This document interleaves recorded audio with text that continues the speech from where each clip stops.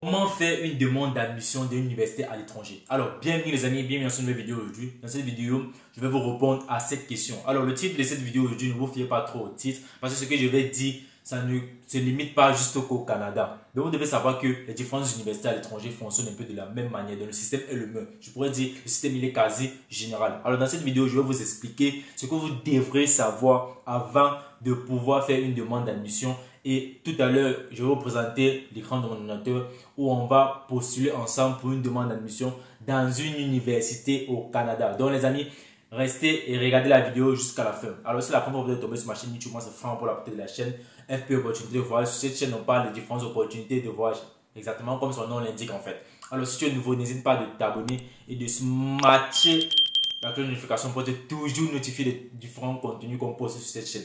Alors dans cette vidéo aujourd'hui les amis, on va parler de comment faire pour obtenir une admission dans une université à l'étranger. Déjà, ce que tu dois savoir, premièrement, lorsque tu vas aller postuler dans une université à l'étranger, c'est déjà prendre les différentes informations sur cette université-là. Alors, quand je dis prendre les différentes informations sur cette université-là, ça veut dire quoi? Vérifier dans quelle ville cette université est située. Vérifier les différents critères d'admission de cette université-là. Est-ce que toi, tu es éligible pour pouvoir postuler cette différentes universités-là? Alors, ce que beaucoup de personnes ne comprennent pas en fait, c'est que lorsque tu es peut-être dans un pays africain, et que tu veux postuler peut-être dans une université européenne ou américaine, les différents moyens qui demandent ne sont pas les mêmes que lorsque tu veux postuler peut-être d'une université, dans ton pays en fait. Donc par exemple, tu veux quitter d'une université à une autre. Les critères d'éligibilité ne sont pas les mêmes. Les différentes notes qu'ils vont demander ne sont pas les mêmes.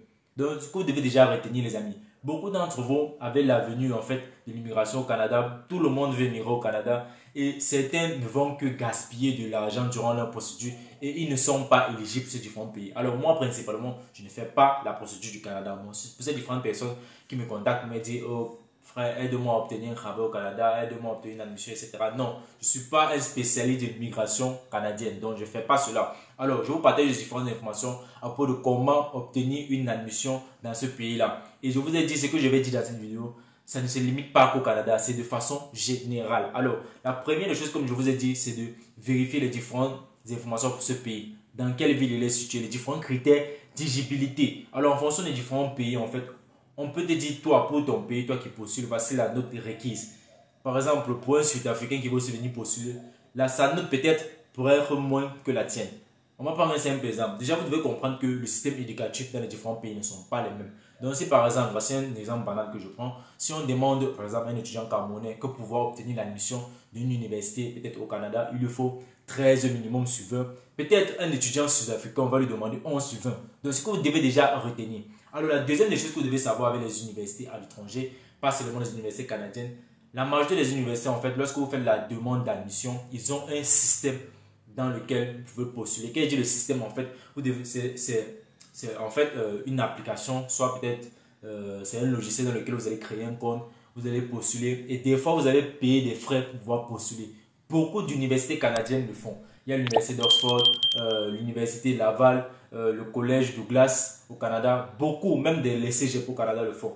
Donc lorsque tu veux postuler, même la bourse Laval dont j'ai postulé sur cette chaîne dernièrement, pour pouvoir postuler à cette bourse, il y a des frais les amis. Il y a des frais pour pouvoir postuler à cette bourse. Donc vous devez payer cela. Alors c'est ce que vous devez déjà vous mettre en tête. Lorsque vous voulez postuler pour ces différentes universités à l'étranger, il y a aussi des universités d'Europe. Alors en parlant peut-être d'applications ou de logiciels ou peut-être d'un système qu'ils ont conçu pour pouvoir postuler, je vais prendre un simple exemple. Il y a Campus France en fait. Pour pouvoir postuler à l'université en France, vous êtes obligé de passer par Campus France. Bon, en fait, la majorité des universités, pas toutes les universités, vous êtes obligé de passer par Campus France. Il y a aussi Campus Belgique. Il y a beaucoup, les amis. Donc, en fonction des différents pays, des différentes universités, ils ont un système sur lequel vous pouvez postuler. Et habituellement, il y a deux façons de postuler. Il y a le premier système, en fait, c'est de postuler en ligne à travers leur plateforme ou à travers le logiciel qu'ils ont créé, peut-être l'application qu'ils ont mis en place, ou c'est de postuler en envoyant vos différents documents par la poste. Et là aussi, ça coûte encore même plus cher. Donc, les amis, voici les premiers éléments que vous devez déjà vérifier avant de peut-être faire la demande d'admission d'une université. Alors, la deuxième chose que vous devez savoir avant de faire la demande d'une université à l'étranger, c'est que majoritairement, les différentes universités, dépendamment du pays dans lequel vous postulez, ils vont vous demander une capacité financière. Je vais me répéter. La majorité des universités dans lesquelles vous allez postuler à l'étranger, lorsque vous allez faire la demande d'admission, ils vont vous demander une capacité financière. Une capacité financière, c'est quoi? Ça veut dire vous allez fournir en fait des relevés bancaires ou peut-être présenter quelqu'un qui pourra vous prendre en charge, pourra faire la prise en charge pour vous. C'est principalement ce qui se fait au Canada. Il y a beaucoup d'autres pays. Je ne peux pas seulement citer. Au Canada, en Angleterre, en France, etc. En Belgique, tout ça, c'est la même chose en fait, les amis. Donc, le système est quasi la même chose. C'est juste que, dépendamment des pays, il y a juste quelques critères qui peuvent changer en fait.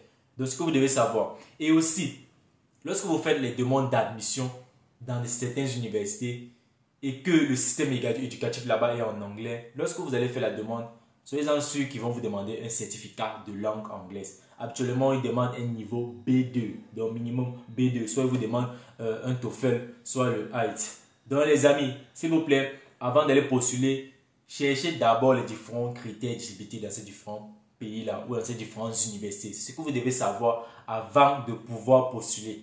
Nous arrivons à la deuxième partie de cette vidéo qui est de savoir quelle est la différence entre une bourse d'études et une admission. Alors, beaucoup d'entre vous, les amis, vous confondez ces deux-là. Et ces deux-là ne se mélangent pas. Ce n'est pas du tout la même chose. Alors, ce que vous devez savoir, c'est quoi? La bourse d'études, principalement, pas je parle de bourse d'études, il y a les bourses partiellement financées et les bourses entièrement financées. Alors, dans ce cas, si on va prendre une bourse entièrement financée, quelle est la différence entre une bourse entièrement financée et une admission? Déjà, les deux là sont différents. La bourse entièrement financée ça veut dire que tu n'auras pas de frais de scolarité à payer. Peut-être le gouvernement en fait ou cette université là qui vont t'offrir cette bourse là en fait vont te payer le billet d'avion, vont te donner une allocation, vont payer ton assurance. Mais rares sont les universités qui donnent des bourses entièrement financées. C'est plus les gouvernements ou des organisations qui offrent ce type de bourse là. Alors, qu'est-ce que c'est une admission? Une admission, c'est du genre, tu envoies ton dossier, tu postules en fait dans une université pour être pris. Mais tu vas payer la scolarité normale. Tu vas payer tous les différents frais que les autres payent. Alors, si toi encore tu es étranger, tu vas même payer plus cher. Ce que vous devez savoir, c'est que le prix, par exemple, de la scolarité d'un citoyen local, d'un résident de ce pays-là ne sera pas le même que le prix que tu vas payer en fait. Je vais prendre un simple exemple. Avant le nouveau système de bourse d'exemption au Canada qui pousse en fait les différents étrangers à payer la scolarité au même prix que les citoyens québécois ou canadiens, c'était très différent avant. Alors avant, les Québécois payaient la scolarité à 3 000 $ et les étrangers payaient la scolarité à 24 000 $. J'espère que vous comprenez très bien. Je dis bien, les citoyens payaient la scolarité avant le système de bourse d'exemption en fait ou réduction de scolarité. Les Québécois payaient la scolarité à 3 000 $ et les étrangers payaient la scolarité à 24 000 $. Maintenant, avec ce nouveau système, en fait, les étrangers ont la possibilité de payer les mêmes frais de scolarité que les Québécois. Donc, ce qui veut dire 3 000 $. Donc, ce que vous devez retenir, les amis, une admission est différente d'une bourse d'études entièrement financée. Alors, quelle est la différence maintenant entre une bourse entièrement financée et une bourse partiellement financée? Une bourse partiellement financée, c'est une bourse dont vous avez juste, je peux dire en moyenne généralement, c'est juste une réduction sur le coût de la scolarité. Et c'est principalement les différents types de bourses qui existent pour le Canada. Il n'y en a pas de bourse entièrement financée pour le Canada. Certaines personnes qui viennent me contacter inbox que je veux une bourse entièrement financée pour le Canada, je veux une bourse entièrement financée pour les États-Unis. Oui, pour les États-Unis, il y en a. Il y en a nombreux en fait. Mais c'est plus pour les étudiants en sigle master. Bon, il y en a aussi pour le sigle licence, mais c'est un peu rare. Mais pour le Canada, sur le sigle master, sigle licence, il n'y en a même pas. Donc, ce que vous devez comprendre, il n'y en a pas. Et même si dans le futur, il y en aura, sachez que avec le coût de la procédure, tout ce que les dépenses que vous devez faire, il y aura juste quelques boursiers qui vont l'obtenir. Donc, si ils mettent même un système de bourse d'études entièrement financé pour le Canada, je ne crois pas que ça pourra dépasser 10 boursiers. Donc, je ne crois pas qu'il y aura plus de 10 boursiers qui pourront l'obtenir. Alors, les amis, on va arrêter le bavardage. Je vais vous présenter comment obtenir une admission dans une université au Canada. Donc, sur ce, likez et partagez cette vidéo. Je vais vous montrer comment faire une demande d'admission dans une université au Canada. Et cela est pareil pour n'importe quel pays et n'importe quelle université dans le monde. Alors, on va juste aller sur Google. On va chercher. Moi, je vais chercher Université Laval. Voici ça. C'est assez simple en fait. On va arriver sur le site de l'Université Laval. Alors, lorsque vous arrivez sur le site, déjà l'Université Laval est située dans la région du Québec, sur une université francophone. Donc, c'est la francophonie qui règne là-bas.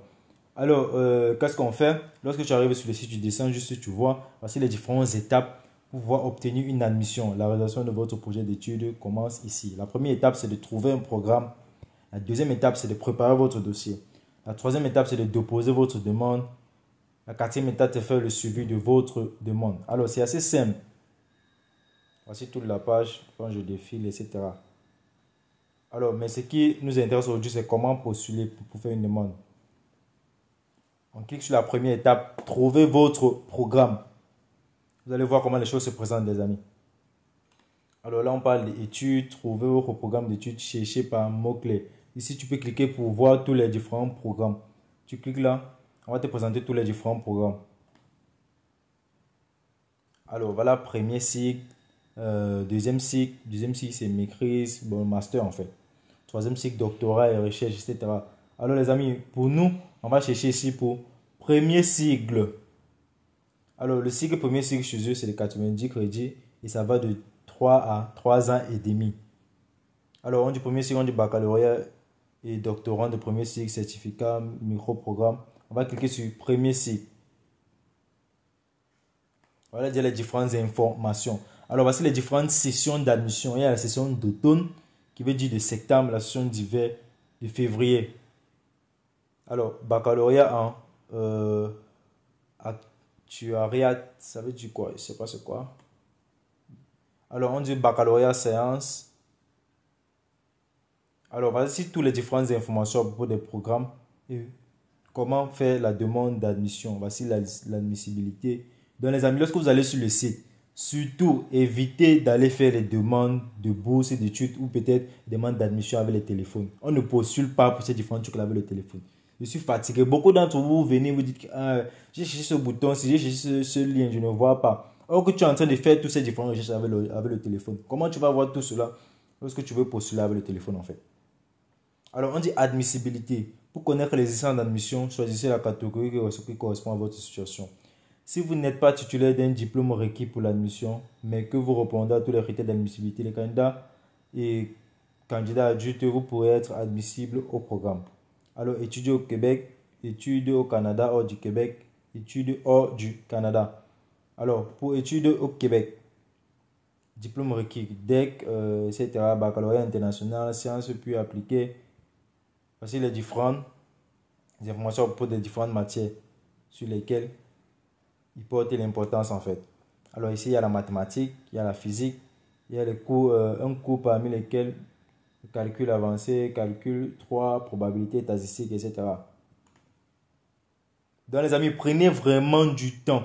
Si on parle aussi de la connaissance du français, toute personne admissible à ce baccalauréat doit se conformer aux dispositions relatives à l'application de la politique sur l'usage du français à l'université Laval. Alors ce que vous devez savoir, c'est que à l'université Laval, c'est en français que les cours sont enseignés en fait. Alors pour être admissible, vous devez passer le test de français TCF tout public, français langue étrangère ou seconde. Si nécessaire, un cheminement de français langue seconde, etc. Bon, ici pour les différents francophones, vous n'avez pas de problème. Donc pour vous, je crois que le test serait très facile. Ils peuvent même vous exclure du test en fait. Alors, vous allez d'abord venir consulter ici la date limite de dépôt. C'est toujours ce que vous devez vérifier. Toujours. Alors, on dit la date limite à respecter pour déposer les différentes demandes. Date limite de dépôt, cliquez là-bas, vous allez voir. Vous nous présenter les différentes dates. Alors, ça c'est pour l'automne, l'hiver et l'été. Alors, on dit candidats et candidates québécois et canadiens hors du Québec, candidats et candidates internationales. Vous cliquez sur cette partie-ci. C'est ce qui vous concerne là-bas. Alors, on dit programme contingent. On dit attention à la date limite de dépôt de demande d'admission des candidats et candidats universitaires pour le doctorat en médecine et doctorat en premier cycle en pharmacie de baccalauréat en échographie et le 1er novembre précédent de l'année d'admission. 1er novembre est déjà passé. Alors on dit programme non contingenté, le 1er, 2e et 3e cycle. Admission régulière, c'est le 1er février. Donc c'est ce mois-ci les amis. C'est ce mois-ci que les admissions commencent. Alors après on dit programme non contingenté 1er février. Après le 1er mars, considérant le délai d'obtention du certificat d'habitation du Québec et permis d'études. La demande d'admission pourrait être reportée à une session ultérieure. Ça, c'est pour la rentrée d'hiver. Donc, vous allez voir les différentes dates. Si c'est pour la rentrée d'hiver, c'est à partir du 1er novembre et les dates tardives, c'est 1er décembre. Donc, en moyenne, 1 mois. Donc, en fonction des différentes rentrées, vous allez voir les dates. Alors, pour l'été, c'est le 1er avril. Première période, c'est mi-juin. Mai et juin, pardon. Deuxième période, c'est juillet, août. Donc, consultez déjà toutes ces différentes informations, vous vous préparez. Alors, comment faire la demande d'admission? Pour faire la demande, on va revenir juste un pas en arrière. Cliquez sur le bouton retour. Voilà, on va cliquer ici sur déposer votre demande d'admission. Donc, les amis, il faut se préparer pour pouvoir postuler. Tu ne vas pas aller sur le site comme ça et remplir, cliquer 2-3 boutons et tu as fini. C'est faux. Tu vas d'abord faire la recherche des différentes informations. Comme je vous ai dit, vérifier d'abord les différents critères d'éligibilité. Ça sert à rien d'aller postuler à l'université quand tu n'es pas éligible. Comme ça, vous perdez votre temps sur les différents sites chaque jour en fait. Après, vous dites que vous avez postulé. Vous n'avez pas postulé en fait. Alors, voici les frais d'ouverture et d'analyse de dossier dont je vous parlais. La majorité des universités, en fait, à l'étranger, au Canada, au Québec, aux États-Unis, en Europe, vous demandent de payer les frais. Alors, nouveaux candidats n'ayant jamais étudié à l'université Laval, c'est de 94,5 $, les amis. Donc, préparez-vous. Mode de paiement, c'est par carte en ligne. Donc, lorsque vous allez postuler, vous allez payer. Vous avez vu, on n'a pas encore postulé, mais nous sommes déjà en train de voir les différentes informations. Juste les différentes informations. Donc, à partir de ces différentes informations-là, tu peux savoir si tu peux postuler, si tu es éligible ou pas. Donc, après avoir continué toutes les différentes informations, si tu sais que tu n'es plus éligible, arrête-toi à ce niveau et cherche une autre université, peut-être ou un autre pays pour lequel tu vas postuler. Alors, si jusqu'à là, tu vois toujours que tu es éligible et que tu peux payer les frais pour pouvoir postuler, c'est très simple. Maintenant, tu viens ici, tu cliques sur déposer votre demande. Alors maintenant, on va aller sur le portal de l'université Laval en question où il va falloir en fait créer un compte. Vous avez vu, il va falloir créer un compte. Je vous ai dit, la majorité de ces différentes universités, ils ont un système en fait ou un portal ou un logiciel sur lequel il faut créer son compte. Bon, moi j'appelle ça habituellement une application. C'est un peu ça. Une web app en fait, web application. Donc pour pouvoir créer le compte ici, vous allez mettre votre email adresse. Ils vont vous envoyer un email, vous allez vérifier votre compte, etc. Mais moi, je ne vais pas le faire aujourd'hui. L'essentiel vraiment pour moi était de vous présenter comment vérifier déjà vos différents critères d'éligibilité avant de pouvoir postuler. Ça, c'est vraiment l'étape la plus basique et la plus importante. Donc, si vous avez vérifié toutes ces différentes informations, ces parties-ci là, les autres parties sont assez, je pourrais dire, assez simples. Préparer, sur la partie préparer les dossiers. Là aussi, ce sont les différents documents qu'ils vont demander. Alors, découvrir les exigences d'admission. Voilà, toujours ça. On dit exigences d'admission par type de candidat, programme contingenté, programme de capacité d'accueil limité, etc. Rassembler les documents requis, admission au premier cycle, deuxième. Alors, en fonction des différents cycles, en fait, il y a les documents que vous devez préparer. Alors, pour les admissions au premier cycle, voici la liste des différents documents. Et si vous êtes un étudiant international, cherchez plus les différentes informations à propos de vous, candidat étranger. Alors, le candidat étranger devra présenter son passeport, son permis d'études à son arrivée pour fin de confirmation de la date de naissance, copie lisible de relevé de note officielle et deuxième année d'études secondaires, copie lisible de relevé de note officielle d'examen de baccalauréat, d'enseignement secondaire. Donc, les amis, je crois, pour moi, je vais arrêter à ce niveau.